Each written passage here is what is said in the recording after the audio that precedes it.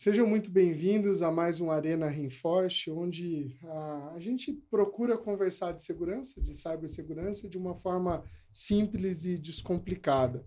Meu nome é Amir Velho, eu sou responsável pela área de operações da Reinforce, que é uma empresa voltada para dois grandes pilares dentro de cibersegurança. Um relacionado à proteção de marca, monitoramento de marca, olhando para fraude, vazamento, e um segundo pilar é relacionado à vulnerabilidade, inteligência de vulnerabilidade, como antever isso dentro de um processo de desenvolvimento, dentro de um processo de gestão de vulnerabilidade. Hoje eu recebo aqui no Arena Reinforce o professor Cláudio Bog, que é mestre em ciência da tecnologia, consultor, colunista na Rede TV e quem eu tive a oportunidade de, embora conhecendo há pouco, bater um papo antes muito gostoso e eu agradeço pela presença e por ter aceito o convite, professor. Eu que agradeço, Amir. Muito obrigado ao pessoal também da Rei Forte e a você também. E estou à disposição para tirarmos dúvidas e batermos um papinho hoje. Excelente, muito bom. Professor, seja muito bem-vindo. E a gente tem uma parte da nossa conversa que a gente procura fazer algo diferente. A gente sabe que não é só o conhecimento que nos traz até onde a gente está. Existe uma série de outras características, soft skills, todo o aprendizado em casa, no desenvolvimento, que nos traz até onde a gente está. Então, nessa parte, eu gostaria de conhecer, além do professor Cláudio Bog, quem foi, onde o senhor nasceu, qual a história, como cresceu, conta um pouquinho da família e como chegou até a área de tecnologia, por favor, professor. Vamos lá, é uma história bonita, porque eu venho de uma família de italianos, onde meu pai, romano, inclusive muito engraçado, meu pai, pelo fato de perguntar a ele: Você é italiano? Não, sou romano. Já começa uma característica interessante por parte do meu pai, artista, né, artista plástico. Eh, Joia? Depois ele acabou entrando mais no segmento de coifas, lareiras, né. Uhum, uhum. E minha mãe também italiana, se conheceram aqui no Brasil, mas, voltado para o lar, né. Então, Nasceram lá, professor? não, não, não, não, nós Já estamos aqui nasceram no aqui? Brasil. Eles, Tá, por incrível que pareça, eles se conheceram aqui no Brasil, que joia. saindo de lá por causa da Ambos guerra. de lá? Saíram de lá por causa da guerra, né, Aham, enfim, sim. e acabaram se conhecendo numa festa onde meu pai entrou de gaiato, e a partir daí começou o namoro com a minha mãe, casaram e tiveram 3 filhos. Eu tenho um irmão mais velho, que é engenheiro eletrônico, aí tem Uhum, que eu sou formado em administração de empresas e também em computação, perfeito. e meu irmão caçula, que também é formado em administração de empresa e Joia. também seguiu um pouquinho na área de TI, mas hoje ele é mais focado na área de administração mesmo, né, mais para o segmento bancário, Perfeito. né. E a minha carreira na área de TI, só dando Antes hã, disso, professor, nasceram aqui em São Paulo mesmo? São Paulo São Paulo. capital, São Paulo capital. Então, paulistanos. Paulistanos, né, É, inclusive palmeirenses, enfim. eu não vou fazer É brincadeira porque eu claro, sou São lógico. Opa, Paulino e a gente então está vamos ficar, receio. então tá bom. Mas alguém tinha que ganhar, né, enfim. Exato, exatamente. Mas a questão é que, viemos de uma família, né, onde se dava-se muito valor aos estudos. Meu pai era uma pessoa que até então, dizia sempre a primeira palavra: "Pai", ele: "Não". Eu: "Calma, pai", né, eu nem perguntei ainda, né, mas por que o não, né?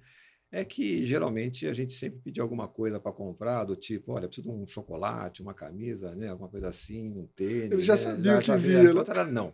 Agora, quando o assunto é: "Pai, eu preciso comprar um livro", aí sim, ele aí abria a mão, né: "Olha, compra o livro aqui, tá tudo certo, porque você vai estudar". E a educação para ele era fundamental, não só para ele como para minha mãe, Que né. joia.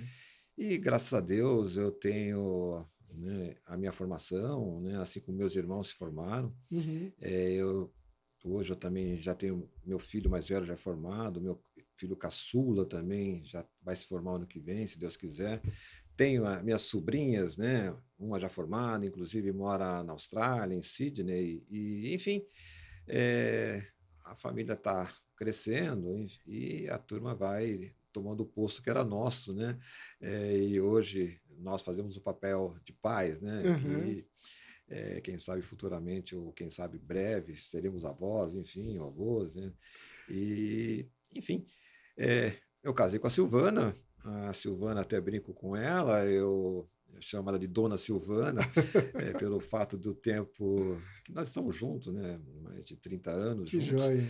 E a Silvana é publicitária, hoje é gestora de uma empresa na área de comunicação, Uhum. e ela que trabalha e lida muito bem com esse segmento. Algumas vezes, quando dá, ela tira alguma dúvida comigo na área de TI, De TI. né? E quando a gente consegue conversar durante a semana, Porque na né? Na correria, né, que a gente correria, vive. muitas vezes a gente chega cansado, né? Boa noite, dorme, né? Enfim, depois de um certo tempo acontece isso, né? Mas uma coisa muito engraçada, Amir, a minha carreira na área de TI foi uma coisa interessante porque eu vim do fliperama. Que, que legal isso. Porque o que acontece, né? Hoje o pessoal está mais voltado para games, e o pessoal de Uhum. games geralmente acaba indo para a área de TI Uhum. para desenvolver software de games. E eu, no meu tempo, nós não tínhamos games, nós tínhamos fliperama, que Uhum. até então, né? Não sei se o pessoal consegue me ver, eu flip, Bola. né? É. Mas o fliperama até então era legal, mas o que me chamava a atenção era os jogos que tinha ao lado, né? Uma caixa enorme de madeira com um tubo de televisão, Aham. e eu vejo aqueles bonequinhos se mexendo, o pessoal atirando no botão. Eu falei, ué, que coisa maravilhosa, o que que tem aqui dentro, né, que faz com que isso Isso. vire um jogo, né? Uhum. E até um dia que eu acabei, por coincidência, indo no fliperama Certo. e estava tendo manutenção de máquinas. E eu falei, Foi a ué, festa. deixa eu dar uma olhadinha. E eu conversando com o técnico, eu falei, deixa eu ver o que que tem aí dentro, onde é que tá esses bonequinhos que estão se mexendo, aquela coisa Aham. toda. E ele abriu, eu me espantei, um madeirão enorme, né? Era uma caixa mais ou menos do tamanho dessa mesa, Aham. né? Com um monitor, e dentro vazio, só alguns Uma circuitos, né? pequena placa ali. Pequena plaquinha. E aí eu vejo um processador que ele me aponta, isso aqui é um processador e o jogo está aqui. Falei, ué, que coisa interessante. E aquilo ficou na minha cabeça, e aí eu comecei a estudar um pouquinho de computação. Vocês vão até dar risada, eu e meu irmão, nós estudávamos no Instituto Universal Brasileiro, por correio, que eu te E vou que te tinham dizer, cursos muito interessantes lá. interessantíssimos, inclusive, porque nós ficávamos na expectativa de quando chegava o material, era por correio. Então, poxa, preciso daquela peça aqui para chegar, e não chegava, porque meu irmão ele fez eletrônica e eu acompanhava muito o que ele fazia, Aham. né? Solda, aquela coisa toda, né? Enfim. Aí a gente ficava na expectativa de chegar o material. Eu até acho que é um dos primeiros cursos de EAD que nós tivemos, por que não, o Instituto Universal Brasileiro. Eu nem Certamente. sei se, inclusive, eles estão com uma faculdade ou se estão com essa plataforma deles de EAD, né? Eu também não sei, mas assim, eu lembro que eu morava no interior Sim, e via pela televisão as chamadas ou é, lia em alguma revista, e eu ficava impressionado porque assim, tinha uma gama muito grande de cursos, né? Então, sim. eles devem ter ali uma quantidade muito grande de conhecimento e seria muito legal se tivesse isso distribuído ainda, Eu né? acho que imagino que sim, porque eles não iriam perder esse foco. Acredito que sim. Pode ser que trocaram o nome ou não, Aham. né? Mas se eles continuaram com o EAD, perfeito, sensacional. Entrou, adequaram, né? Pois é. Mas uma coisa que eu achei É, interessante antes de continuar é que justamente uma espera, né? sim, É algo que hoje a gente está muito. Não está não está acostumado. Eu acostumado. vou esperar o próximo. Não, hoje você pega um episódio e vê tudo, né? Você fala, Pois vou ver é. essa série. Não precisa esperar Não o precisa- próximo episódio, né? Pois Mas é. desculpa. Não, imagina. A questão é que eu acabei me empolgando Uhum, e eu me lembro que a USP oferecia os cursos de verão. E um dos cursos de verão que eu me lembro, em 1980, foi o curso de processamento de dados, que começava justamente no dia 3 de janeiro de 1980 e terminava no dia 31 de janeiro de 1980, aonde você chegava lá 8 da manhã e saía 6 da tarde, né? E a gente almoçava no famoso bandejão, Bandejão. ou bandejão maravilhoso, né? Um arroz, feijão com pedra, aquela coisa. Mas, enfim, bom tempo daqueles que a gente ia lá na USP, né? É, mas, enfim, era o que tinha na época. E aí eu comecei a programar em cartão perfurado. Até então a USP já tinha um equipamento, o IBM 360 ou o IBM 370, Uhum, uhum, assim, já antigo, né, por nossos padrões, porque ele veio de fora, uhum. a USP acabou pegando, e já era o suficiente para fazer programas, né? Eu me lembro que o meu primeiro programa de computador que eu fiz em cartão perfurado foi o relatório da imagem de Jesus Cristo. Era uma coisa assim fantástica, porque se você errasse a ordem do cartão, o programa dava pau. E era muito comum, naquele tempo, já ter os amigos que já faziam, entre aspas, né, Aprontava, né? aprontavam, né, para não Aprontava. falar outra coisa. É, Se a gente chamar de bullying hoje, a gente pode é, até ser pois perseguido é. aí. E o que eles faziam? Trocavam a ordem do cartão para dar realmente pau, o Exato. bug no programa, né? Mas aí eu comecei a me identificar com a linguagem COBOL, e Uhum. no ano seguinte eu acabei entrando numa escola de COBOL, onde eu peguei a fundo e até então entrei, né, como operador de computadores. E na falta de um colega meu programador, meu chefe desesperado, ai meu Deus do céu, preciso de um relatório tal. E eu já era meio Safo, né? safo, nerdzinho, vamos dizer assim. É, por que não? Deixa eu ver o que esse programa faz. Era um programa simples, porque eu tinha meus programas já gravados em fitas, Uhum. né? E como eu já estava na área de operação, eu botava minha fita lá, separava meu programa, alterava alguma coisinha, ligava com o banco de dados se era preciso e pum, o programa está pronto, né? E eu fiz isso para o meu chefe, que ele não tinha muito tempo, né? Porque quando você está num grau, no nível, perdão, de diretor, gerente, né, na área de TI, você deixa a parte técnica de lado e vive em reuniões, em relatórios, né? Hoje os relatórios são muito melhores do que o meu tempo, mas assim a gente percebe que eu percebi que meu chefe, quando ele olhou aquele relatório, que eu levei, por incrível que pareça, quase um mês para fazer, né? Uhum. Era um programa rápido para fazer em um mês, né? E hoje um relatório você faz em questão de. Arrastando Acabou. alguns. Já foi. É bem simples, né? Mas foi o suficiente para eu ter um upgrade já de Que joia. operador. Em um mês, 2 meses, eu virei o programador júnior. E aí começou a minha carreira, né, na área de TI. Aí eu virei programador pleno, sênior. Isso Depois já na faculdade ou antes, né? Ainda nessa parte de eu. curso técnico? Não, na verdade, eu já estava entrando com o pé na faculdade, já Certo? no curso. Tá. Então, eu tinha o quê? 17 anos quando entrei na faculdade e já trabalhando na área de TI. Isso foi um bom porque no meu tempo eu não tinha faculdade de computação pura. Eu Uhum. tinha a faculdade de computação, eu lembro, que era voltada para matemática pura, Tá. com uso de computadores, mas não tinha a faculdade de computação voltada para as empresas, porque Uhum. naquele tempo a gente estava falando de grande porte, equipamentos de grande porte, mainframe, e o pessoal trazia de fora e a tecnologia era o COBOL, né? Hum. E o banco de dados, muitas vezes, o próprio banco de dados da IBM, o DB2, DB2. ou até mesmo um outro que tinha na época, mas eu usei bastante mais, eu me lembro que era o DB2, mas era o que tinha de tecnologia, porque Perfeito. quem dominava a tecnologia é que tinha computadores ou empresas que tinham condições de alugar, né? Uhum. Uhum. E a IBM, como uma grande empresa, ela fazia o quê? Olha, eu não vou vender o equipamento, eu vou alugar memória. Era isso que ele ganhava muito dinheiro. Eu achava sensacional essa ideia da IBM, que o grande segredo da IBM, então, era o suporte, Uhum. que era fantástico. Eu preciso disso, na hora já tinha alguém do lado Para te dando apoiar, suporte. para. Sensacional. E Uhum. nesse ponto a IBM foi uma escola para mim, né? Porque a gente aprendeu muito, principalmente quando eu dou aula para os meus alunos de ITIL, né? Uhum. Que a gente faz o primeiro chamado, aquela coisa toda, né? O software específico para isso. E naquele tempo eu comecei a perceber a importância, né, de um help desk bem desenvolvido, bem Estruturado. estruturado, né? Muito Uhum. legal.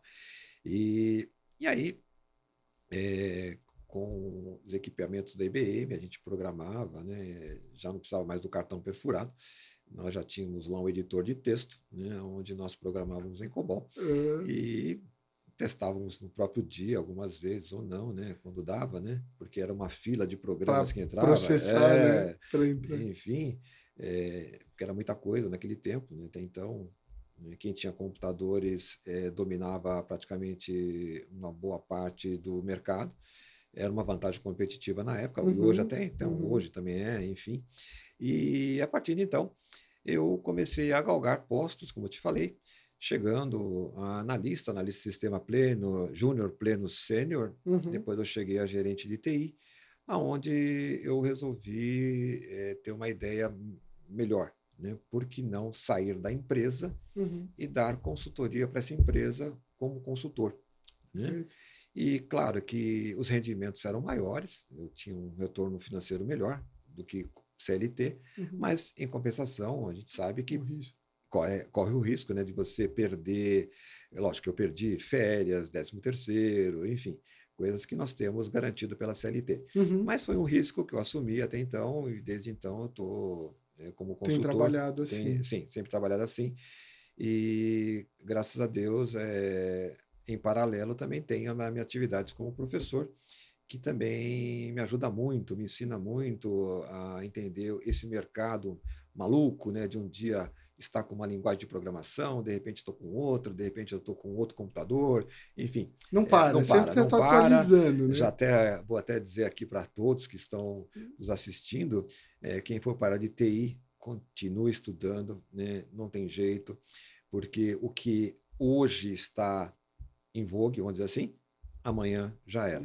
Já alguma coisa aparece nova, enfim, temos que estar sempre estudando, e estudar é um hábito muito saudável para quem vai para a área de TI, né? Não tem como, vai ter que estudar, entre aspas, ad eterno, né? Até que, eu não sei até quando você vai estudar, porque na minha visão não tem como não parar, né? Não tem como. Não tem Isso como. É bom, né? Eu tenho até alguns livros lá de DOS 5.0, 6.2, que eu guardo e falo, não, isso daqui foi onde eu comecei, eu guardo esse daqui. Você ainda começou um pouquinho mais tarde? Sim, mas não foi no 3.1 ainda, foi o Windows 3.1, 11, mas era já uma outra fase. Mas pegando esse gancho do sempre aprender, que o senhor acabou de comentar, professor, e levando isso para essa questão de aprendizado, a gente teve de ensino, perdão, de instrução.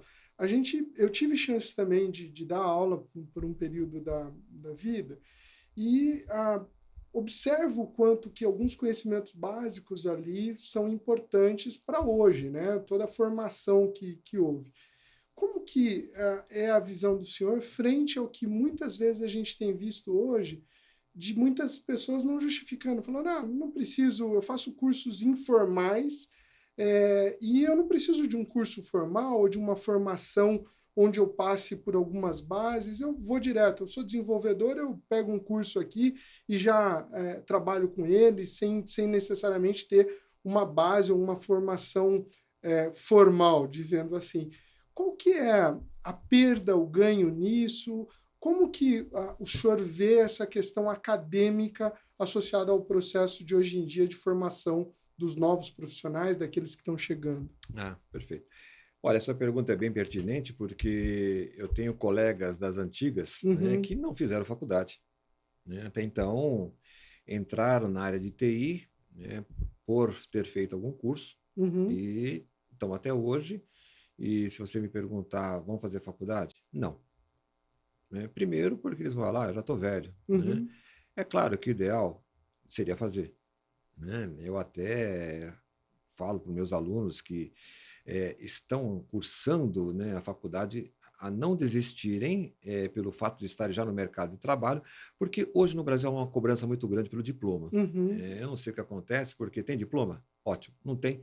Você pode ser o profissional mais maravilhoso do mundo, com 30, 40, 50 anos de experiência na área de TI. Tem diploma? Não.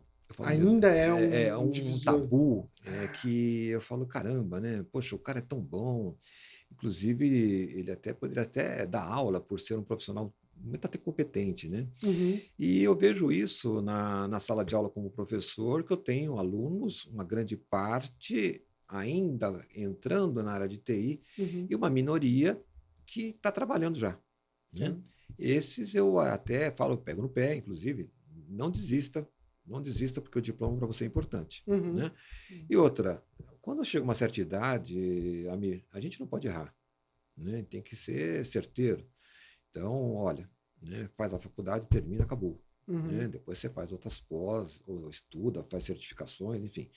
Agora, para o aluno que é ingressante, tem seus 17, 18 anos, muitas vezes ele até fala, poxa, não era isso que eu queria. Mas ele tem uma chance por ser jovem ainda. Então, esse erro que ele cometeu por ter escolhido a área de TI, ele consegue reverter, por exemplo, numa outra faculdade ou num outro curso, ou até mesmo, quem sabe, num curso de computação, porém, mais voltado para a gestão, que são os tá. cursos, vamos dizer assim, sistemas de informação, Uhum, uhum, gestão da tecnologia da informação, que ele pode se adaptar melhor, né, do que eu vejo hoje uma grande quantidade de alunos querendo ser DevOps, uhum, né, os famosos desenvolvedores, mas que não têm ainda uma noção grande de desenvolvimento, com exceção dos alunos que eu pego que vêm das ETECs. uhum, Esses alunos que vêm das ETECs geralmente já têm uma base, porque já fizeram o seu ensino médio, né? uhum, Técnico, já tem uma basezinha, então quando vai para a faculdade já conhece um pouquinho, né? E eu tenho aqueles alunos que chegam cru, né? Eu vim para a faculdade para ganhar dinheiro na área de computação e, vou ser muito sincero, não é assim que a gente vislumbra, né? aham, sim. Claro, se ele tem foco, determinação e seguir na carreira, né, ele vai conseguir. Isso eu tenho certeza, né? Uhum, Como eu já vi muitos alunos meus, graças a Deus, estão ótimos, né? São até executivos de empresa.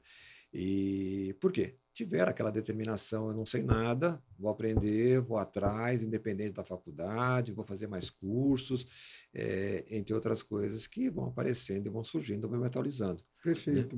Então, E dentro disso, professor, o que o senhor tem visto como opções para depois da faculdade? Então, levando em conta esses que têm entrado ou que têm uma formação tecnológica que entram bem, ou mesmo aqueles que buscaram uma formação específica para aquilo que eles desejam, seja desenvolvimento, seja segurança, o que vem depois? Ainda o senhor vê que ainda há uma procura muito grande para aquele profissional com MBA, com uma especialização fora. O que tem sido do que tem visto no mercado no dia a dia, o que tem sido pedido aqui no Brasil com relação ao próximo passo, além da faculdade? boa pergunta. Inclusive, as empresas pedem, né, Uhum, entre aspas, né? Olha, é bom que o cara tenha um MBA, é bom que ele tenha uma pós, uma especialização. Em algumas empresas até se fala em mestrado e doutorado, né, dependendo, claro, da linha de pesquisa. Eu me lembro muito bem que a IBM tinha, ainda tem, perdão, um centro de pesquisa que o recrutamento se faz necessário ter o título de mestre, uhum, né? Agora, tem empresas que optam, por exemplo, que o profissional tenha, por exemplo, as certificações. Então, por exemplo, as certificações em rede, uhum, certificações na área de governança de TI, certificações na área de programação, por exemplo, em Python, né, ou em banco de dados, enfim. É claro que o aluno formado ele vai ter que buscar isso, né? não dá Então, para parar, né? não dá para parar e ele vai ter que buscar o que realmente ele quer, né? E Uhum, essa é uma pergunta que eu falo. Você quer o quê? Você quer um MBA voltado para quê?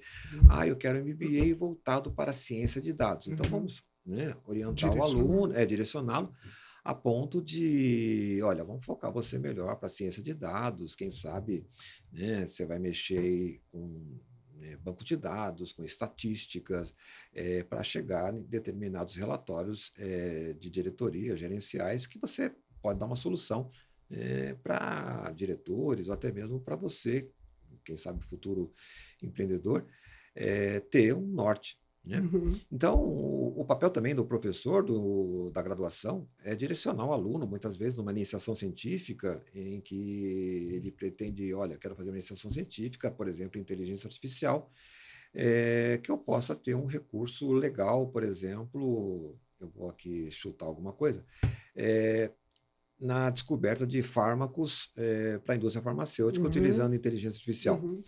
Então, para isso, ele vai ter que tomar um certo norte. Então, olha, o meu norte vai ser o seguinte: eu vou fazer software de IA, mas eu preciso estudar farmácia, eu preciso estudar fármacos, eu preciso estudar como acessar essas bases de dados que estão não somente aqui no conhecimento de Local, regional. local, né? Então, vou buscar fora, enfim.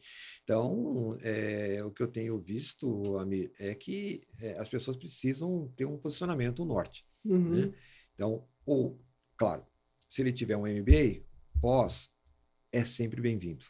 Eu Certo. sempre falo, porque o que você estudar na área de TI é Você vai muito aproveitar. bem-vindo. Uhum. Ah, mas eu vou fazer um curso de gestão, mas eu sou mais de infra. Não tem problema. Uhum. Uma hora você vai precisar. Ah, mas se passaram 20 anos, calma. Né? Uma hora você vai ser Você dono de tira da empresa, caixinha de você vai ferramenta falar, ali. poxa vida, eu estudei isso aqui há 20 anos atrás, e bem que o Claudio tinha razão. Eu cansei de ver isso, Uhum. né? E sempre falo para os meus alunos, olha, continua, porque a jornada é grande, o que você está vendo hoje, você vai usar, né, no futuro. Inclusive, eu, né, quando comecei com programação, claro que eu comecei numa linguagem de programação antiguíssima na época, mas era o que tinha, né, até então. E hoje, se você falar para mim, vamos programar? Eu vou usar os mesmos recursos que eu Conceito. usei há 40 anos atrás, quando eu fiz aquele curso em 1980 na USP. 40 anos? 43, né? 44, perdão. É. Enfim. É, Acabou de completar Pois 44. não, daqui a pouco eu me entrego a minha idade, mas enfim. Mas assim, o que acontece, né? Faz parte da vida. Então, Uhum. é claro que vão ocorrer o seguinte: empresas vão te pagar pós, empresas vão te pagar MBA, empresas vão te pagar mestrado, né? Dependendo se vai ser Sim, se pago ou faz não. sentido É, dentro. e muitas vezes você pode correr atrás dos seus sonhos, tentando as universidades federais ou estaduais, que são gratuitas para você fazer o seu mestrado, doutorado, quem sabe Uhum. com uma bolsa, né? Quem sabe da FAPESP ou outra bolsa que possa aparecer. Né? É. De fato, o resumo é não dá para parar. Não, dá, Não não, dá tem, para não, tem, parar em não, não tem como. tecnologia, né? Senão a gente fica para Não trás. tem como.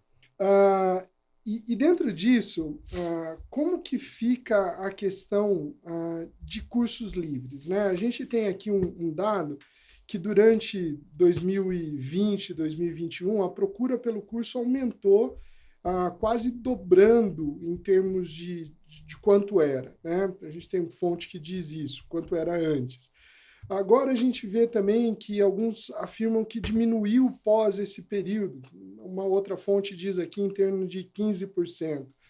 O que causa essa diminuição desses cursos não formais, né? Não vou citar nenhum específico, mas que às vezes ajudam certamente no dia a dia, ou podem ajudar certamente, mas que não são formais, não é um curso ali que você está ligado necessariamente a uma universidade, que você está ligado a uma instituição de ensino, mas sim são grandes aglomerados de cursos separados, que houve uma busca grande, que há essa diminuição, mas que são muito utilizados. Pergunta, como que ficam esses cursos livres? Eles também fazem parte desse arcabouço de conhecimento para a formação? Sim, sim, importantíssimo.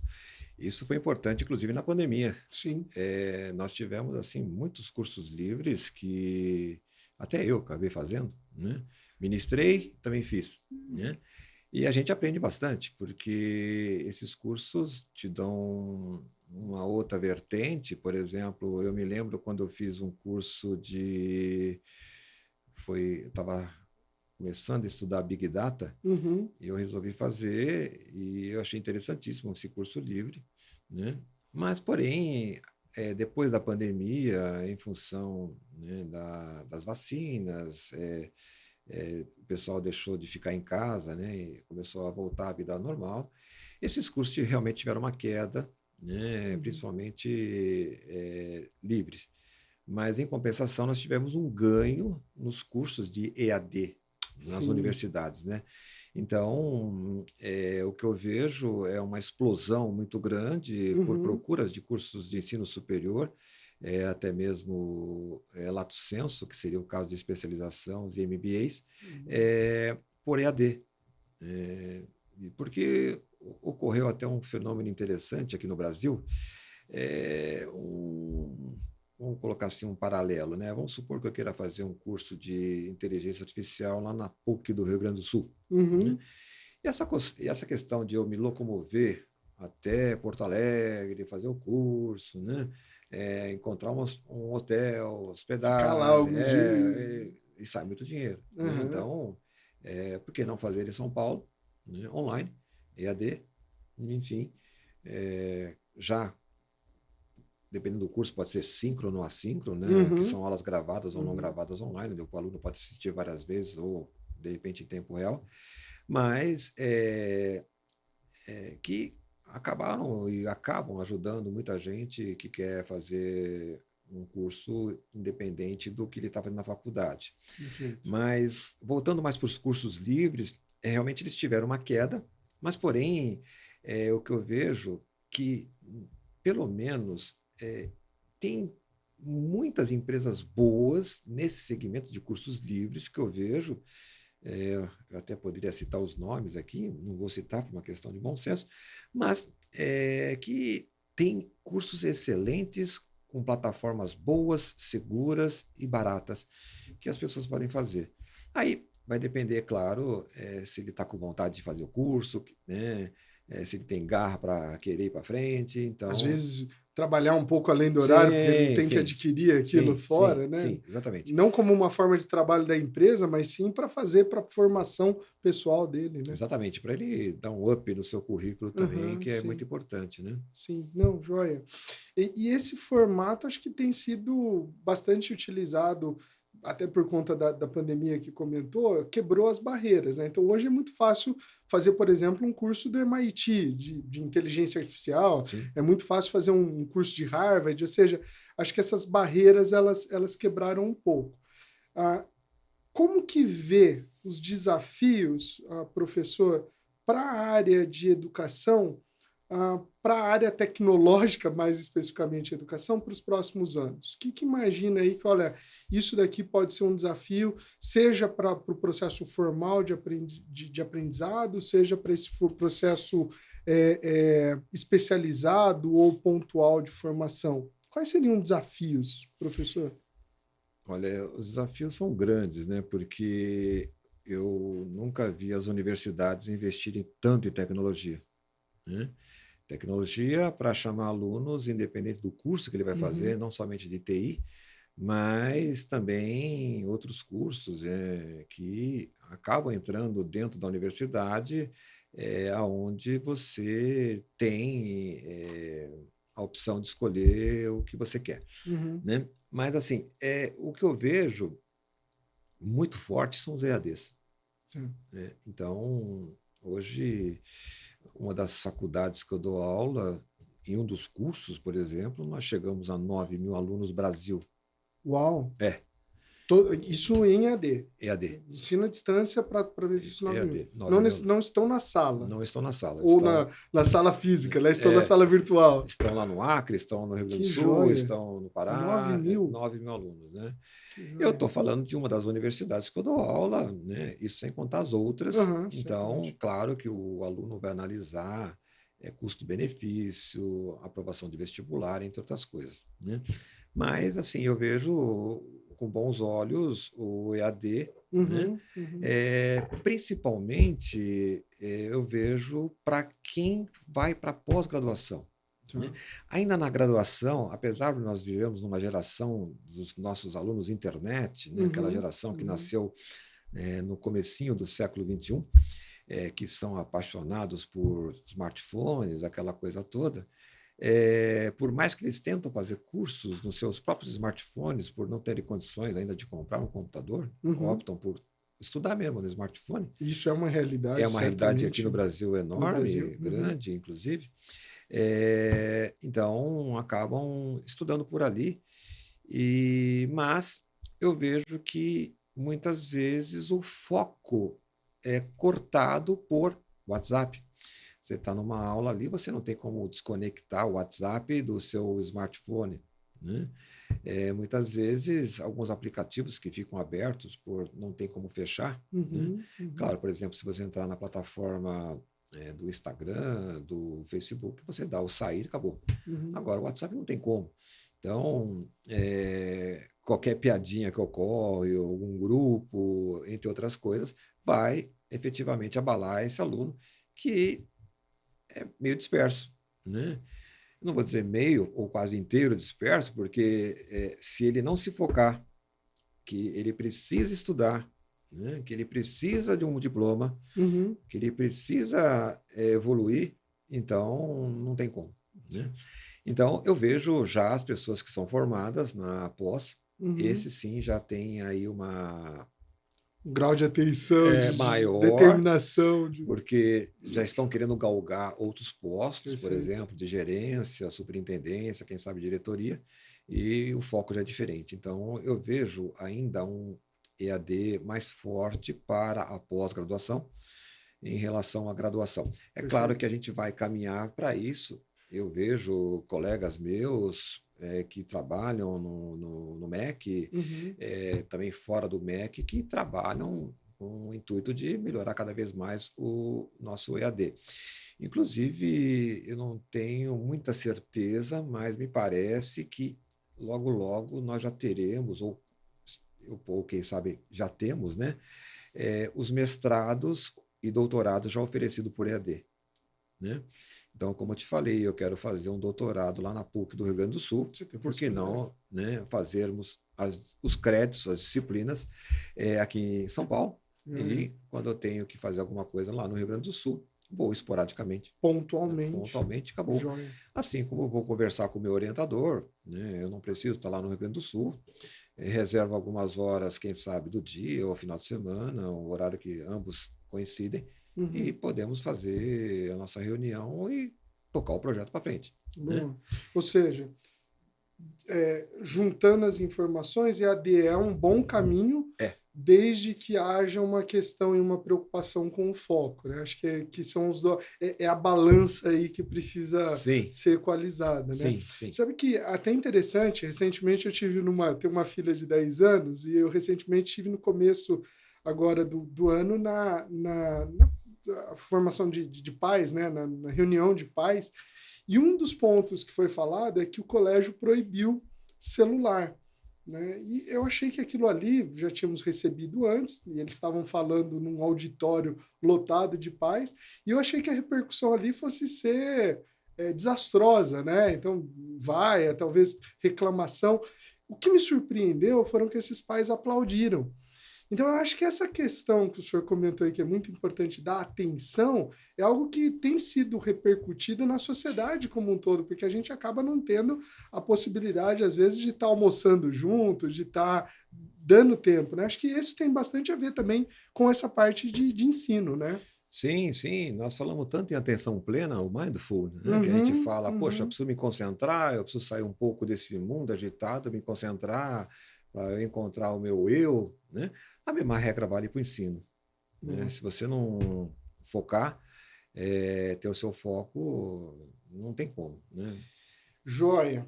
E dentro disso, uma outra pergunta, professor, como que o senhor vê que as experiências reais, a exposição a situações e fatos dentro da empresa, dentro do dia a dia, contribuem para essa formação? Então, eu estou indo um pouco além, né? A gente estava falando bastante da educação formal dentro dos institutos acadêmicos, mas como que a empresa agora contribui com situações reais para a formação desse profissional?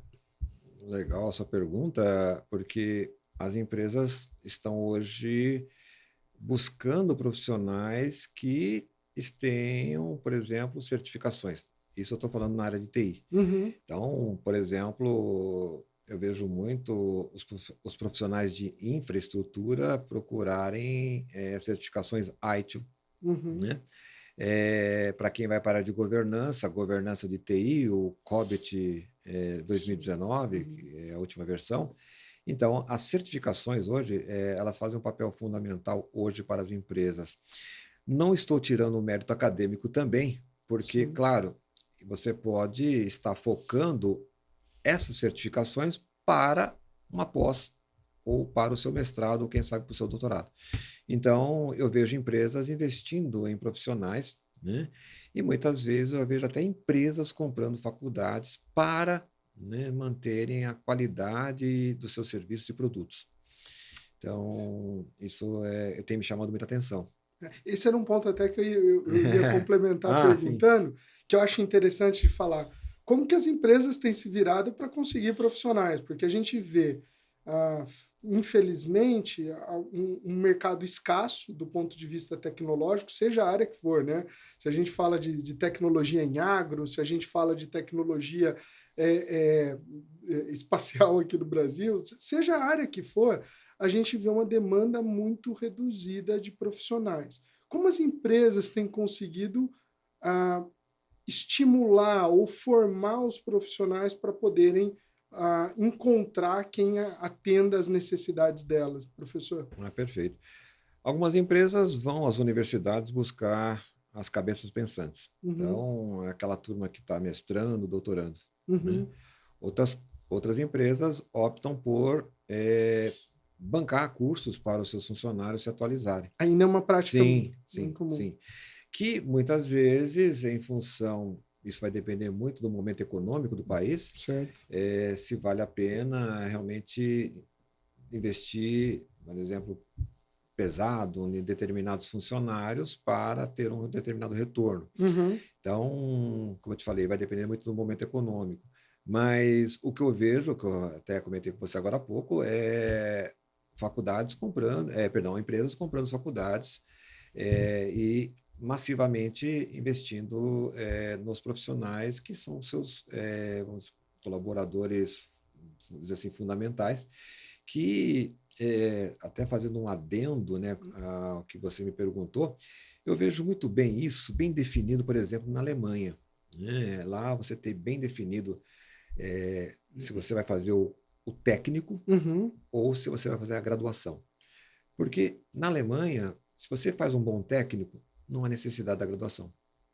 Não sabia disso. É, Interessante. é interessante porque lá o ensino técnico é muito bom, Uhum. né? É uma coisa que eu sempre falo aqui no Brasil, se nós tivéssemos um incentivo de mais empresas para o ensino técnico, muitas vezes, quem sabe, a gente repensaria o nosso caso em relação às faculdades. Como nós começamos a falar, né? Será que vale a pena eu ter a formação em faculdade ou será que só o técnico é suficiente? Na Alemanha, só o técnico é suficiente. Que Mas é interessante. claro que alguns colegas na Alemanha optam por fazer a faculdade porque muitas vezes não querem ficar na Alemanha, querem ir para um outro país e aí tem um diploma, Uhum. né? Que muitas vezes, por exemplo, quem sabe aqui no Brasil, nós não reconhecemos o técnico Da forma que... como deveríamos, né? Enfim, e Verdade. muitas vezes a gente tem até os cursos de medicina que nós precisamos revalidar as pessoas que vêm de fora o diploma, que tem o revalida, né? Uhum. Então, muitas vezes se faz necessário até provas para ver se realmente ele está apto, né? Conceito foi uma... No caso da pessoa que tem a graduação. Agora, já no técnico, ele já vem com uma grande bagagem, porém, o que nós temos que alinhar com as empresas é o seguinte, né? Será que, vindo de fora, ele precisa se adaptar à nossa empresa, né? O nosso core business, enfim. É claro que sim, né? Porque dependendo do que nós temos no momento, se eu falar, por exemplo, de um agronegócio, por exemplo, se o cara vem de fora, já é especialista, por exemplo, em produtos orgânicos, eu não vejo necessidade nenhuma de dar treinamento para essa pessoa, pelo contrário, ele até vai ensinar a gente. A base é a mesma e no final ele Pois teve um enfim. conteúdo maior, Então, talvez. então, nós temos que repensar muitas vezes, né, quem Certo. sabe sociedade, governo, empresas e universidades, né, darmos as mãos e entendermos melhor o que realmente é a nossa necessidade. Porque no Brasil nós tivemos uma queda drástica em serviços, Tá. né? Sim. não sei se você notou, mas nós tivemos uma grande piora nos serviços no geral, Uhum. né? Uhum. Mas você vai falar, poxa, mas o pessoal não tem estudado. Na verdade, faltou oportunidade, ou está faltando oportunidade para que esses serviços melhorem. Uhum. E uma matéria que eu li, que eu achei interessante, é que os formados na graduação estão fazendo esse trabalho de serviço que era para ser de técnico. Ou seja, meio que um Um degrau em termos degrau, de. nós caímos, né, em relação no quesito serviços, porque estamos querendo mão de obra, por exemplo, uma infraestrutura, num data center, coisas que um técnico ou até mesmo um estagiário um pouquinho mais avançado conseguiria fazer, né? E eu estou buscando quem? Um profissional formado numa faculdade que vai fazer esse papel e ganhando um salário um pouquinho menor. E eu não acho justo, Uhum, porque, uhum, veja, ele poderia estar fazendo outras coisas, uhum. mas para cobrir aquela necessidade, Ele acabou. ele acabou pegando. Claro, eu também entendo que ele vai querer ter o seu salário, vai querer, Depende daquilo, depende né? daquilo, muitas vezes está pagando conta, é o seu sustento, enfim. Então, inclusive, no século XXI, Amir, nós tivemos até uma queda, né, por incrível que pareça, mundial, né, nas pesquisas. Nós tivemos um boom a partir da metade do século XIX, Tá. século XX. No século XX, a partir de 1950, nós tivemos uma explosão de artigos científicos, artigos acadêmicos, botando a mão na massa, evolução. Nós evoluímos tanto, fazer um cálculo de 1900 até 2024, dá o quê? 124 anos, mais ou menos isso? Mais ou menos. Em 124 anos nós evoluímos muito mais do que o século XVII, XVI, XV.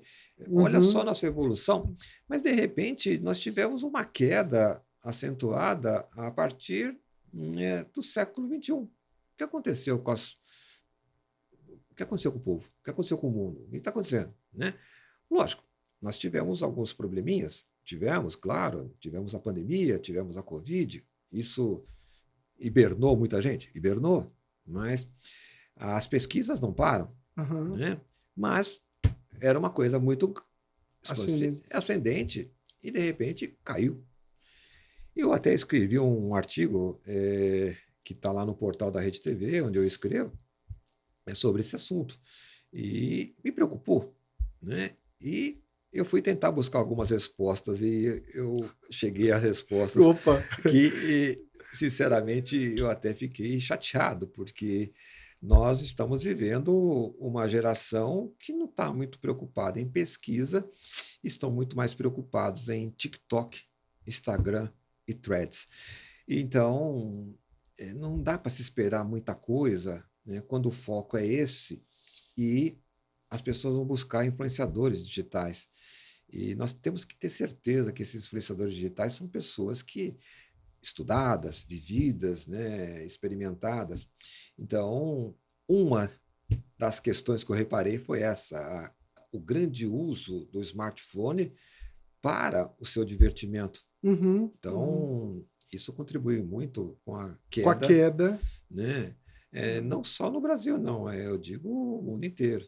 Tá? Isso acho que é associado também a uma talvez falta de priorização de investimento, porque a gente vê bons profissionais na área acadêmica muitas vezes atingindo um determinado nível que não cabe aqui, eles acabam indo para fora. Isso também acho que acontece muito em Muito, contrapartida, né? muito. Nós perdemos muita cabeça para fora, principalmente para os Estados Unidos, né? Uhum, Estados Unidos é um grande celeiro de cabeças mundiais, né? uhum, Então, ou vão para lá, muitas vezes para o Canadá, quem sabe para a Europa, né? uhum. E o que eu vejo é que a gente não consegue reter os nossos melhores profissionais. Então, É, é um, é esse é um um- problema seríssimo que nós temos que combater aqui no Brasil, né? É claro que a gente tenta pesquisar o motivo, mas enfim, se eu estou ganhando, vou falar em reais, R$ 10.000 aqui, e o meu convite é para 30 mil, não não penso duas faz. vezes, vou embora, né? Deixo a minha pátria aqui com, né, não tendo terremoto, maremotos, tsunamis, muito frio, aquela coisa toda, e eu troco por uma vida que eu vou ganhar um pouco mais e acabo tendo um retorno financeiro que eu posso guardar, quem sabe futuramente eu volte, né? Assim como nós temos os nômades digitais, Aham. essa galera que eu vou vender tudo, chega, eu não vou ficar mais nesse país, não vou pagar mais IPTU, não vou pagar seguro, aluguel, água, luz, eu vou viver o mundo, né, afora, vou trabalhar nas empresas aonde me chamarem, Aham. né? Pode ser em Portugal, pode ser na Onde França, Israel, onde o mundo for. ficou pequeno, né? Ficou vivendo, vou lá, entro no Airbnb, fico por lá. O que eu posso me preocupar um pouquinho é a questão de um plano de saúde que me atenda Globalmente. globalmente, Uhum. e o restante, esqueço tudo. Não preciso mais preocupar com água, telefone, gás, né? Tenho tudo, né? Consumo, né? Eu só Só vou uso. precisar consumir o quê? Né? Internet, que eu já botei no Airbnb, bem provável, né? Almoçar, jantar, eu vou pedir num iFood da vida, ou quem sabe num restaurante onde eu estou trabalhando embaixo, tem alguma coisa para comer, ou eu mesmo faço alguma coisinha. Não vou precisar mais de carro, eu tenho Uber, acabou. E, e aí? Eu preciso explicar que é o SaaS, né? O Software as a Service, que é, na Exatamente. verdade não é software, hoje é Anything as a Service. Anything, Né? Todo mundo acaba usando exatamente. qualquer Bem que você coisa falou, como anything, serviço. exatamente. Né? E um outro ponto que eu acho interessante dentro do que comentava, eu falava com um amigo essa semana, inclusive, é que eu, parafraseando aquele filme que saiu recentemente, Sociedade da Neve, Sim. eu acho que a gente está num limiar da sociedade da mentira, né? Porque a gente não sabe mais o que é real ou não. Então, a gente não sabe se o influenciador ele tem uma formação talvez científica ou se não tem. A gente não consegue, às vezes, distinguir. E acho que esse é um ponto que a gente vai sofrer bastante nos próximos anos, né? Pois é, eu sempre fui a favor de ser aquele profissional de mercado e também profissional acadêmico. Então, a minha preocupação foi muito com isso, porque eu gosto de trazer o meu dia a dia que eu vejo nas empresas dentro de sala de aula. Né? Que joia. Isso é muito, eu acho que para o aluno é sensacional. É claro que nós temos professores acadêmicos que se dedicam somente à academia, com pesquisas, que são excelentes professores, né?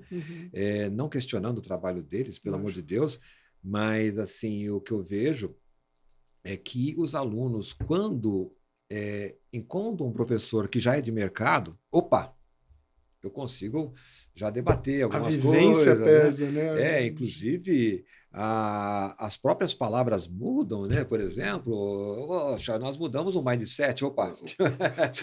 já sabe ali, né? Opa, esse aqui é de mercado. Porque se você vai encontrar um professor acadêmico, olha, nós tivemos uma mudança aqui, né? Enfim, é claro que muitas coisas a gente acaba pegando esses termos, esses ganchos, né, que vêm do nosso mundo corporativo, né? Excelente. E que conselho, olhando para esse pessoal que está vindo, né, dentro do mundo de tecnologia, quais seriam os conselhos? A gente gosta muito de conselho no podcast aqui do Arena. E o que o senhor daria de conselho para essa nova geração que está vindo, que é uma geração muito mais tecnológica, né? Já nasceu brincando de folhear a revista, não é folhear a revista, é virar o iPad.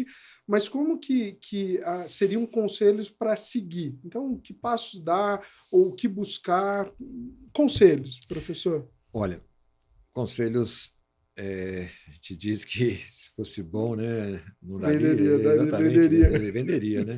Mas olha, o grande segredo para a nossa área ou qualquer área, né, eu vou me focar na área de tecnologia, não tem segredo nenhum. É estudar, ter vontade, ser empático, né? Está sempre procurando na internet pessoas que atuam já no mercado, sigam aquelas pessoas, né? Se ele, né, colocar alguma coisa relacionada ao mercado, veja se realmente atende a sua necessidade, não vai de cara na resposta dele, dê uma de René Descartes, duvide de tudo. Inclusive, eu sou uma pessoa que duvido de tudo muitas vezes, né? Minha esposa até fica brava comigo. Você está duvidando do quê? Acabou de falar. Eu falei, calma, né? Deixa eu ver. Porque muitas vezes sou até muito parecido com São Tomé, né? Eu só acredito vendo ou só acredito estudando, né? Então, De fato, eu acho que quando entra lá na academia, começa a fazer perguntas, né? sim, Tem que ter claro, respostas para as perguntas, né? claro, porque, veja, não basta só estudar, não basta só trabalhar, você também tem que questionar, Uhum, né? uhum. Olha, por que eu estou fazendo isso? Será que eu vou fazer isso? O que de lucro eu vou dar para a empresa? O que eu vou aprender com isso? Se eu sair daqui, o que vai me render? Uhum. Será que se eu sair daqui eu vou conseguir outro emprego? Será que eu preciso já fazer uma segunda graduação? Será que eu posso fazer uma graduação presencial ou online? Bom, enfim, é, estudem. Não tem muito que sair, é muito que vamos dizer assim, para crescer, no caso, o segredo é esse: estudar, não perder o foco. Eu sempre falo que bons livros também ajudam muito, né? Uhum. Nos livros na área de TI, diariamente sai um monte. Uhum. Na nossa própria ferramenta do LinkedIn, pena que eu esqueci o meu QR Code aqui, senão eu daria. A gente coloca aqui Que bom, embaixo, maravilha. pronto, Aí o que o acontece, né? link.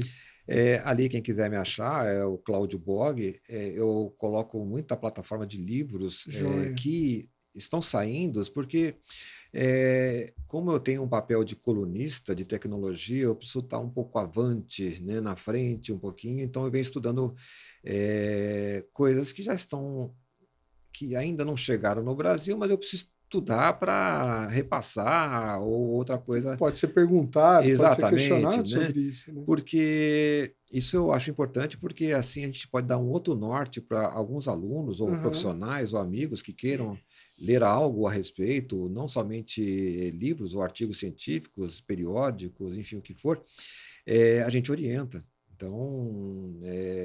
Então vejo que, por mais que eu tenha falado, artigos, livros, então, qual que é o segredo? Estudar. Estudar. É, É não parar. não tem como. Essa era uma pergunta, eu vou até pedir depois para o pessoal colocar no descritivo desse nosso podcast, mas uma pergunta que eu ia fazer era justamente isso, porque tem um aspecto de conselho e o outro aspecto é onde o conselheiro bebe, de que fonte ele bebe, né? Então, onde que busca essas referências? Quais são, daí, compilando, porque eu sei que são várias, mas quais seriam duas, três referências? Falaria, olha, essa revista aqui é muito boa para quem está interessado em ver, mesmo que seja conteúdo de fora, quais seriam boas referências assim para indicar, fora aquelas que nós vamos colocar aqui, que estão associadas ao LinkedIn do senhor? Olha, eu vou até, muitos alunos até, ou quem sabe não alunos, eles vão ficar até um pouquinho chateados, mas a língua inglesa hoje é muito importante, não Certamente. somente por falar, mas por ler. Uhum. Eu me baseio muito nos artigos que eu vejo no MIT, Boa. né, que para mim é uma grande referência, né?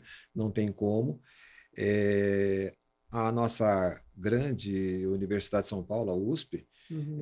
teses.usp.br. Uhum. Lá você vai encontrar dissertações e teses de doutorados, dissertações de mestrados, que tem muita coisa boa. Joia. Nós temos também a Unicamp, que para mim é uma fonte muito boa para estudo. As universidades em Londres, Cambridge, também é uma outra referência boa para estudo. Uhum. Boa. E, enfim, e também, claro, revistas voltadas para a área de TI. Eu praticamente eu não tenho visto muita coisa relacionada à área de TI no segmento de revistas. Tá. O que eu tenho visto mais, até vai uma dica para vocês, são artigos que eu encontro no LinkedIn de Boa. pessoas que eu sigo, que são pessoas ali 100%. Joia. Né? Excelente. Então, uma boa referência é seguir para ver quem que o senhor está seguindo. Então, isso é, Exatamente. é um bom ponto. Sim, sim. Que Então, joia. não esqueça das universidades de fora, MIT, Stanford, Uhum. né? As nossas universidades caseiras, é o caso da USP, Unicamp, Quem sabe também a PUC do Rio Grande do Sul também tem muita coisa boa.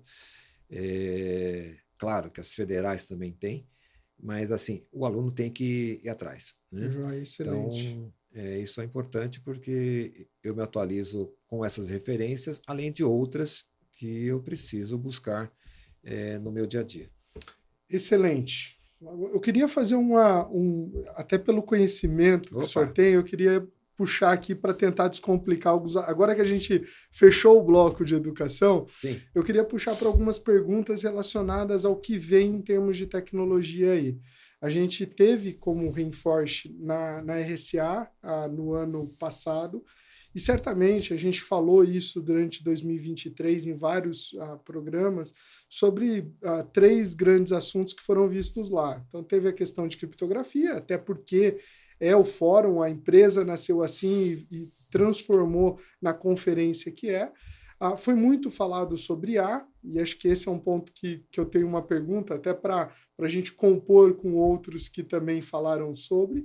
Mas teve um tópico que foi muito falado, que foi a questão da computação quântica.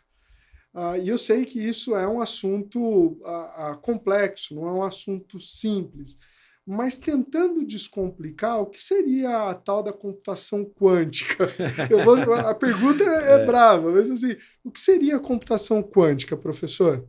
olha, é totalmente diferente do que nós vemos no dia a dia de hoje, Uhum. né? Nós vamos ter aí um computador totalmente com outro sistema operacional, com outro conceito de processador, né? A Aonde lógica muda, né? muda a lógica, porque se já pensou no zero, já virou um, o que já pensou um, já virou zero. No nosso sistema atual, que é o sistema binário, nós temos o zero, temos o um. Já no caso do quântico, isso é tão rápido que você já não sabe se já é zero ou um. Né? A Uhum. velocidade Passou. passou. Uhum. Né? E é claro que o grande segredo da computação quântica vem do resfriamento do equipamento.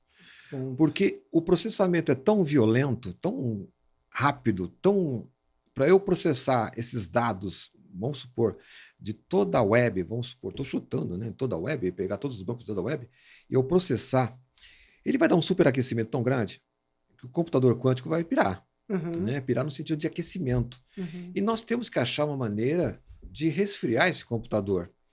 E eu comentei com você que nós já temos um computador quântico aqui no SESI, na Paulista, né? Que eu até estava comentando que eu preciso estudar. Você vai falar, mas poxa, mas você já é experiente, já está com 40 anos, vai ter que estudar? Vou. Não tem jeito, porque vai mudar todo o conceito que nós temos hoje. Inclusive, esse smartphone, que muitas vezes tem Android ou iOS, o que for, né? Vai mudar. Uhum. Vai mudar, porque nós teremos smartphones quânticos. Uau. Né? Então, e quando a gente fala em quântico, nós estamos falando de uma capacidade de processamento que é monstruosa. Uhum. Então, aqui eu não consigo nem medir quanto que isso equivale num processamento, por exemplo, tradicional, né? Tá. Então, a computação quântica vem e já está bem evoluída, inclusive. Eu imagino que daqui a 5 anos nós já teremos computadores quânticos aqui no Brasil. Joia. Porque nós já temos um aqui para teste. É bem provável que esses computadores quânticos que já estão sendo utilizados em outros países vão chegar aqui no Brasil, claro, Uhum. e nós vamos ter que aprender, né, a aprender. Então, eu acho que vai ser uma boa, porque nós precisamos, porque, queira ou não queira, por mais que nós falamos de tecnologia, hoje é o que nós temos. Mas daqui a pouco isso aqui já era. Já está desatualizado. Né? Esse meu smartphone que é top hoje já não vai ser top daqui a 5 anos. Enfim, a computação quântica vem para nos auxiliar cada vez mais e mais, assim como a robótica baseada na inteligência artificial. Nós temos que nos precaver em questão da segurança da informação. Boa.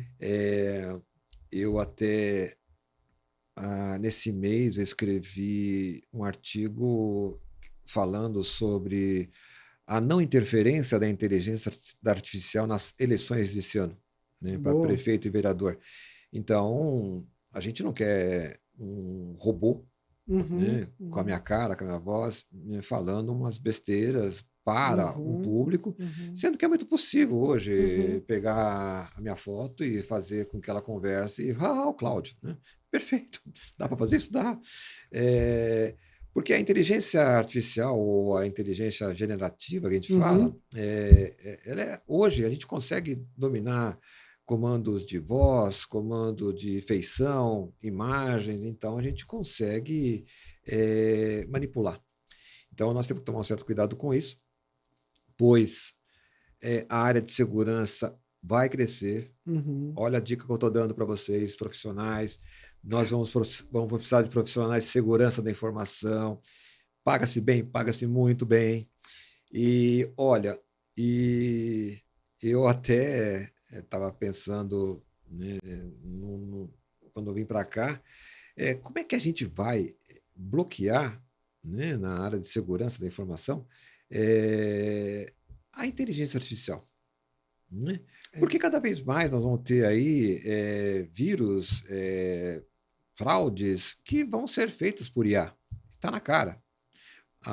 Tudo que é feito para o bem também é feito para o mal. esse é o ponto, né? Então, como vieram os famosos vírus na época, no comecinho da década de 80, metade da década de 80, mais ou menos, quando começou a surgir as vacinas, né, para tirar esses vírus, começou a briga entre o bem e o mal novamente. Sim. Então, eu sempre falo para meus alunos, trabalhem no bem, Isso. né? Não façam coisas para o mal, porque, de qualquer maneira, a gente vai achar soluções para detectar problemas de segurança, vírus, enfim. Sabemos que no mundo inteiro nós temos problemas com pessoas, né, geralmente tem pessoas para tudo que é jeito, Isso. né? Então, como é que eu vou falar para um cara na faixa de Gaza, por exemplo, olha, vou criar um software, tá bom, né? Mas como é que vai ser esse software, né? Uhum. Então, como é que ele vai fazer, como é que ele vai desenvolver, né? Assim, até mesmo aqui no Brasil, como é que alguém pode desenvolver um antivírus ou um vírus, né? Então, isso é complicado, porque a gente fala para os alunos ética, né? Ética também é importantíssimo quando nós estamos nessa nossa área de TI, Uhum. né? Exatamente. Graças a Deus, nós entramos bem com a Lei Geral de Proteção de Dados, que vem nos auxiliando muito, que nós copiamos um modelo europeu. Europeu da GDPR. Isso, exatamente. Uhum. Então, isso também vem ajudando também na área da segurança, Uhum. mas é claro que quando os computadores quânticos entrarem, nós teremos uma outra história, né? Então, é, eu imagino que Cenas do próximo capítulo. você deve perguntar, mas com computador quântico vai ser muito mais fácil hackear? Sim, sim. Mas Mesmo também vai porque todos os protocolos de segurança que a gente tem, os ter, algoritmos de criptografia, já era. eles perdem todo o tempo computacional, né? Porque o tempo Exatamente. computacional hoje é grande para você quebrar, e numa computação quântica isso reduz e fica muito, muito Sim, curto, né? muito curto. É interessante esse ponto, e acho que a gente tem falado bastante sobre isso com alguns CISOs, com algumas pessoas que têm passado por aqui, que não deixa de ser uma ferramenta. E como ferramenta pode ser usada tanto para o bem quanto para o mal, como foi toda a questão da descoberta nuclear, né? Então a gente acaba tendo o mesmo cenário. E eu li uma notícia hoje ou ontem muito interessante, dizendo até que algumas redes sociais vão começar a ter formas de identificar para ver se é alguma coisa gerada por inteligência artificial. Então, volta a algo que o senhor comentou dessa briga de gato e rato, né? Sim, Voltar a tentar descobrir formas de identificar o que é real e o que não é real, né? sim, sim, é verdade. E, É isso mesmo, porque se nós tivéssemos o computador quântico, nós teríamos essa briga muito mais acirrada, sim, né? sim. Então, os profissionais de TI que queiram já começar a estudar computação quântica, para mim, eu já diria, olha, comecem. porque eu já vejo um futuro muito promissor para esse segmento. Bom, Eu já vejo algumas universidades no mundo já, inclusive, já colocando não somente a matéria de inteligência artificial, como outras que eu já vi, mas é bem provável também que nós teremos aí já cursos voltados para a computação quântica. A gente fala em ciência da computação, dos cursos, quem sabe vai ser a ciência da computação quântica, que para mim não vai ser nenhuma novidade. Eu vejo isso deslumbrando logo, 5, 6 anos, estourando. Até mesmo porque talvez seja uma possibilidade de abreviar com as clouds, né? Sim, então você pode, por exemplo, alocar dentro de uma AWS e fazer um uso por segundo, por minuto, de um computador quântico, né? Está muito mais acessível nesse aspecto também, né? E veja que coisa interessante, Amir. Quando a gente fala em computação quântica na área de data center, o que vai abrir de vagas nesse segmento de data center, o que vai abrir de empresas de data center, o que essas empresas precisam mudar para tirar esses computadores hoje, né, que estão tomando espaço hoje, vão ser trocados por quânticos. Né? Então, aumenta o poder computacional. Claro. Ocorre sempre o que a gente viu, né? Aqueles processos de vai para a nuvem, daí volta, daí estabiliza, vai de novo. Toda essa parte de migração, né? Eu vou até dar uma dica legal para quem está assistindo aí. Boa. Né? Fique de olho na IBM, Google, né? Por que eu falo dessas empresas? A própria Microsoft, porque elas já estão certamente há um tempo já estudando a computação quântica. E se eu conheço as empresas, elas não dão ponto sem nó. Então, você que gosta de computação quântica, fica a minha sugestão. Quer trabalhar nesse segmento, já começa a pensar na IBM, já começa a pensar na Google, começa a pensar no Facebook, no Microsoft, porque com certeza milhões, ou quem sabe bilhões, já estão sendo investidos em pesquisas para esse segmento. Professor, nós temos uma tradição aqui, caminhando para o encerramento, que é, no nosso podcast, o convidado ele deixa uma pergunta para o próximo convidado. E a gente teve aqui no último podcast com a Fabi Tanaka, que é CISO da Leroy Merlin, ou Merlin, na pronúncia correta aí, e ela deixou uma pergunta para o senhor relacionada à inteligência artificial. Vamos ouvir a pergunta dela? Olá, professor, tudo bem com você? É uma honra poder ter essa oportunidade de fazer essa pergunta para você. Eu sou muito seguidora de processos químicos, biológicos, gosto muito de ciência, inclusive aqui em Cybersecurity eu utilizo o modelo atômico para desenhar como que os processos eles devem se fundir. Então eu uso muito o modelo atômico, né, das partículas ali, dos elétrons estarem envoltos, né, no núcleo de um átomo. Então eu uso muito o modelo de Rutherford Bohr, e fiquei muito feliz que hoje é você que está aí, né, no podcast da Rainforest, e gostaria de te perguntar sobre a inteligência artificial, que é hoje, né, o assunto que está em pauta, e para nós de cibersegurança, nós sabemos que a inteligência artificial, ela tanto vai ajudar dentro dos nossos processos e alavancar os nossos negócios, inclusive alavancar a questão científica, educacional e de cultura, devido essa amplitude de informações que podem ser geradas instantaneamente, né, de forma muito rápida. E gostaria de saber de você, né, que olhando para o lado positivo e negativo, como está sendo isso, né, para o mundo da ciência, para os estudos em laboratório, para a questão de geração de energia nuclear. Como que está sendo utilizado isso, né, diretamente dentro da indústria em que você atua? Obrigada, professor. Olha, Fabi, Tanaka, eu fico muito lisonjeado com a sua pergunta. Vamos lá responder. Então, vamos ver os pontos positivos no segmento nuclear da inteligência artificial. Olha, hoje a gente está criando mais radiofármacos com inteligência artificial, então nós temos vamos dizer assim, mais medicamentos para tratamento de cânceres, independente de qual seja. Então, a IA tem nos ajudado também a nos solucionar problemas em equipamentos de tomografia computadorizada, ressonância magnética e PET scan.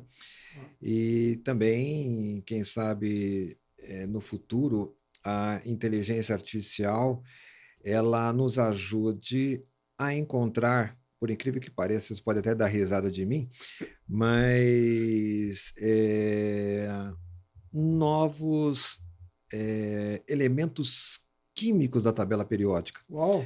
Eu imagino que, por mais que a gente tenha a Amazônia, aqui com uma grande floresta, mas eu imagino que em alguma parte da Amazônia, a gente tenha elementos químicos que ainda não estão na tabela periódica, que elas nos auxiliem para outras coisas.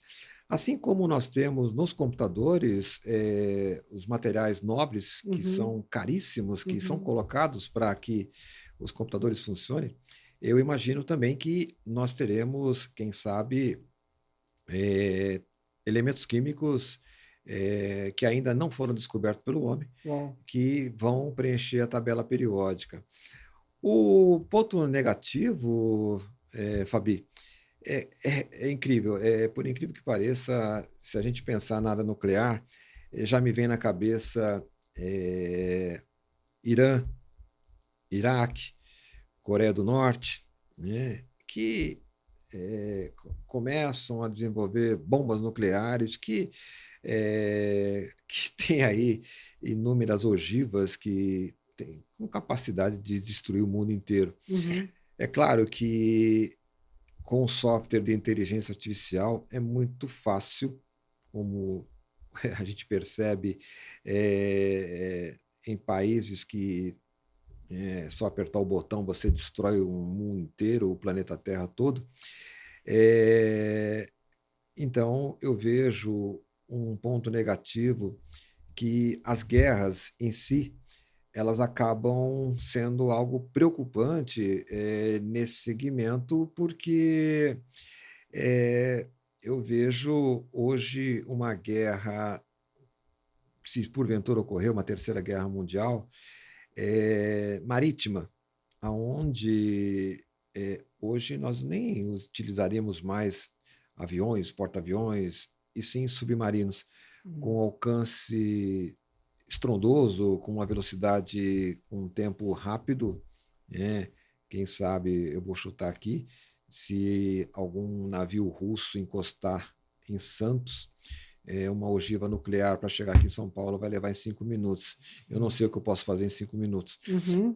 Sai correndo? Para onde? Não dá. Não dá. Então, a gente tem esse grande problema, que são as guerras, né?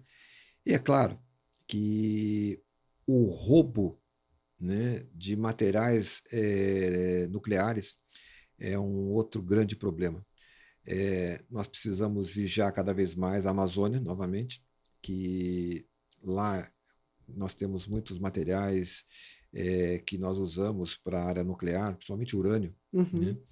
Urânio no Brasil nós temos, além da Amazônia, um pouco na Bahia, no Rio de Janeiro, mas a gente deveria ter mais conscientização das pessoas que entram nas nossas fronteiras e fazem o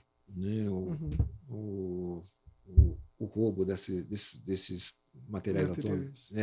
Então, nós deveríamos proteger mais as nossas fronteiras, utilizar a inteligência artificial, de como barrar o não vazamento de urânio ou, quem sabe, outro material atômico.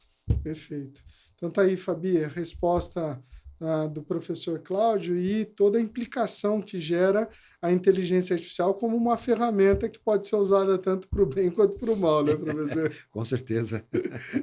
E para não quebrar a nossa corrente, eu gostaria de pedir um último favor antes da gente terminar, professor, que deixasse uma pergunta para a nossa próxima convidada. A gente vai estar no nosso próximo podcast com a Cláudia Marquesani, que é CIO no Pets, né? E eu gostaria que deixasse uma pergunta para ela, levando aí em conta para que ela pudesse responder e manter essa corrente aí de perguntas e respostas entre os diversos podcasts que a gente tem. Ok. Enquanto você estava comentando, eu estava escrevendo, vou botar o óculos aqui para enxergar. Cláudia, o negócio é o seguinte. Qual foi a importância da sua formação acadêmica na vida sua, né? E quanto ela impactou na sua carreira? Joia, então tá aí, fica aí, Cláudia, a pergunta para responder. Sei que você também tem uma história bem interessante de formação profissional. Eu gostaria muito de, primeiro, agradecê-lo pelo tempo, por toda a possibilidade de trocar informação sobre a área acadêmica, que é fundamental para a área empresarial também, um complementa o outro, um apoia, como a gente falou. E eu gostaria que o senhor comentou, eu queria só deixar registrado duas coisas. Onde que as pessoas o encontram para conversar? Então, qual que é o melhor canal para encontrar o professor Cláudio Bog? E, além disso, qual seria uma última mensagem para deixar para aqueles que nos acompanham no Arena Reinforce relacionado à educação, à tecnologia da informação e à segurança da informação, professor? Vamos lá.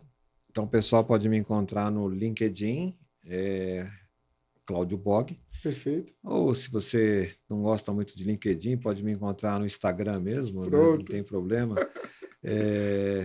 Cláudio Bog também. Tá. Ou, quem sabe, no LinkedIn da minha empresa, Bog Consultoria em TI. Joia. Né? Tem o meu site, www.bog.com.br. Joia. E temos lá, dentro do portal da Rede TV, redetv.ol.com.br/colunistas, vocês vão ver um linkzinho chamado Desvendando a Tecnologia, onde mensalmente eu escrevo artigos relacionados à área de tecnologia. Excelente. Então, nós vamos pedir para colocar essas referências aqui. Okay. E uma última mensagem, o que deixaria com relação, talvez, a tudo que a gente conversou aqui sobre educação, tecnologia, segurança da informação? O que eu deixo para finalizar é o seguinte: não deixe de estudar, não tem jeito, né? A vida, ela evoluiu graças ao estudo de todos que foram para determinadas áreas, né? Uhum.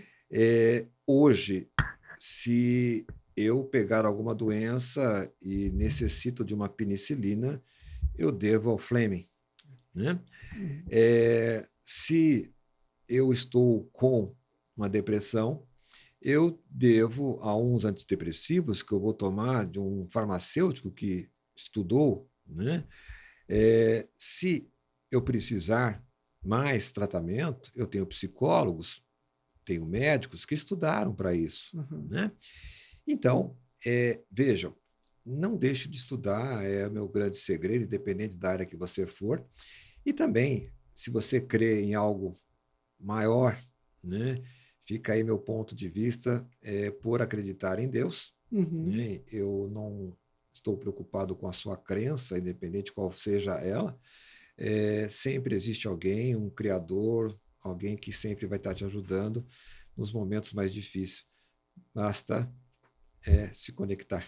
Excelente. Eu gostaria novamente de agradecê-lo. Penso muito parecido com o senhor. Inclusive, tem um livro muito interessante que ele fala: não tenho fé suficiente para ser ateu. É um trocadilho nisso, porque, de fato, seriam muitas coincidências para acreditar que a gente mora num país que estivesse um pouquinho, num planeta que estivesse um pouquinho mais próximo do Sol, não teria vida, ou se estivesse um pouquinho mais longe, também não teria. Perfeito. Então, compartilho da mesma visão, mas gostaria muito de agradecê-lo pela a possibilidade desse bate-papo, foi muito gostoso.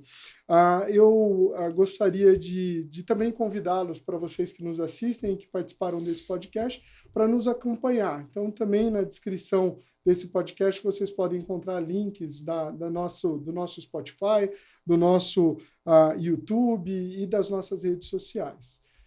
Eu fico por aqui, nesse Arena Rainforest, e espero vocês no próximo Arena Rainforest.